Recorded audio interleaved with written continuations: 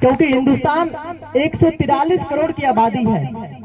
इतनी बड़ी आबादी में राजनीतिक पार्टियां जो है बहुत कुछ नहीं कर पाएंगे, मुझे पता है, क्योंकि उनको अपनी कुर्सी चाहिए और कुर्सी के लिए उनको क्या चाहिए, बहुमत चाहिए। और बहुमत किसी व्यक्ति को, जो व्यक्ति बहुमत हासिल करना चाहेगा ना, वो हमेशा जो है खुल के काम नहीं कर पाएगा।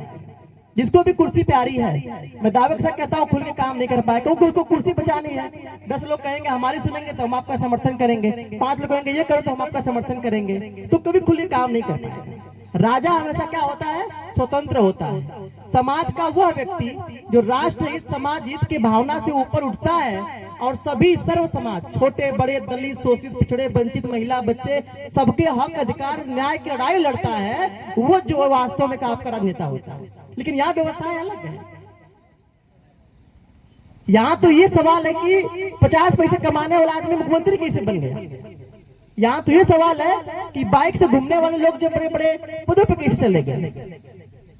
लेकिन उस आदमी का संघर्ष कोई देखने को तैयार नहीं है। क्या आप बताएंगे, क्या आप अपने आने वाली पीढ़ियों में दूसरा मुलायम पैदा कर पाएंगे? सोचिए, बताइए आप सभी, क्या आपने जो आने वाली पीढ़ियां हैं वो हमारा दूसरा मुलायम, दूसरा भगत से दूसरा आजाद पैदा कर पाएंगे कभी? ये उम्मीद है कि हो सकता हो जाएगा। शायद हम लोग भी जो है विचारधारा के पीछे चलेंगे और अपने समाज के लिए अपना स्वच्छ बलिदान देने के लिए तैयार। मैं हमेशा कहता हूं कि 22-22 साल के नौजवानों ने अपना प्राण त्यागे हैं। फांसी के फंदे को ना चूम चूम के लोग मरे हैं। तोपों के सामने बांध के अंग्रेजों ने उड़ा दिया, भून दिया, जो है गोलियों से छलनी कर दिया सीने को, कुएं में जो है फेंक दिया, दीवालों में चुनवा दिया। ऐसे जो है वीर योद्धा हमारे देश में थे, जिन्होंने अपने जीवन, अपने सुख सुविधा, अपने परिवार के कोई क्या है कभी परवाह न करते हुए, बस इस भावना से कि हमारा समाज आगे बढ़े, हम आजाद हो, गुलामी के जंजीरें टूटे, जो है देश आजादी का सूर्य देखे, इसके लिए उन्होंने संघर्ष किया और मारे गए। आगे भी जो व्यक्ति राष्ट्र के लिए संघर्ष करेगा उसे परेशान किया जाएगा, ये तय है। तो ऐसे में क्या आप सभी खुद जो है अपने समाज का एक अभिभावक बन, या एक जो है लीडर बन, या एक जो है कह सकते हैं कि जिम्मेदारी लेके अपने कंधों पे आगे बढ़ के चलने का प्रयास करेंगे? अगर करेंगे तो हम सभी लोग आपके साथ खड़े हैं, और जहां पर भी आपको हम नौजवानों की आवश्यकता होगी, मैं वादा करता हूं आप सभी से कि इस जिस्म का जितना भी लहू है आपके साथ समर्पित कर दूंगा, लेकिन कभी कदम पीछे नहीं हटेंगे।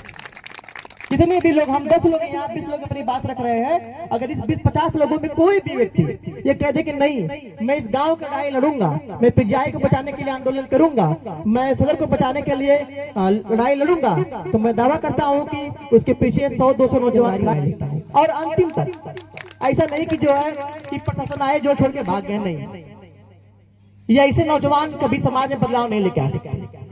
इसको जेल जाने का डर हो, इसको जो है परिवार का डर हो, इसको जो है मन में जो है कहीं न कहीं एक वो भय हो, वो कभी सामाजिक न्याय की लड़ाई नहीं लड़ सकता।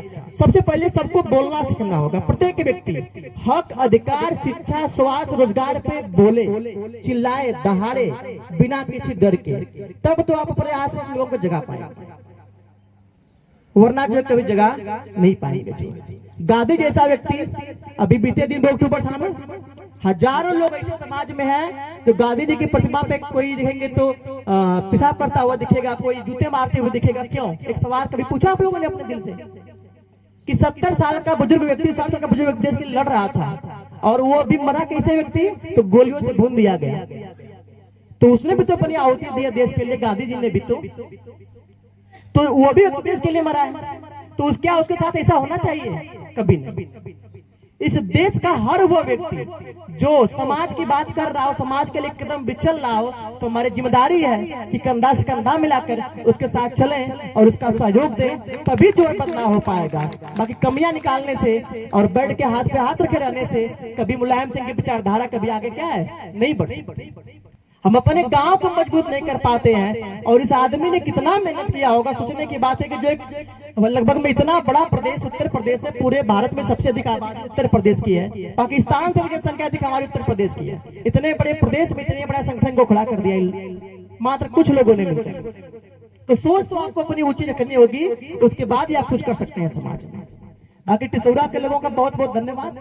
बस मैं उम्मीद करूंगा कि ये जो आग है ये क्या है, कभी बुझनी नहीं चाहिए। एक कहावत थी ना कि तेरे सीने में सही या मेरे सीने में हो सही, आग कहीं भी हो लेकिन आग जलती रहनी चाहिए। अगर आग बुझ गई, विचारधारा बुझ गई, लव बुझ गई, तो शायद समाज में जो अच्छे लोग हैं वे मर जाएंगे।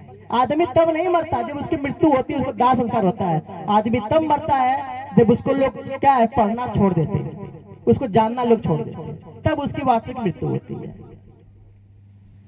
तो इसी साथ मैं अपनी वाणी को विराम देता हूं। आप सभी अतिथि लोगों का बहुत बहुत धन्यवाद जो हम अपना कीमती समय निकालकर हम नौजवानों का हौसला अफजाई करने के लिए, मार्गदर्शन करने के लिए एक अभिभावक बन के जो है इस मंच के साथ खड़े हुए हैं। आप लोगों को सादर प्रणाम। मैं पुनः जो है आदरणीय नेताजी के चरणों में नमन बंदन करता हूं और आप सभी नौजवानों से कहना चाहूंगा कि हाथ बुलंद करिए और अपने समाज में जो बदलाव की, अपने घर में बदलाव की जिम्मेदारी खुद उठाइए। किसी के भरोसे चलने से बेहतर है कि हम जो अपना सीना ठोक के क्या है अपने परिवार की रक्षा करने की बात करें और करने का प्रयास भी करें। जय हिंद।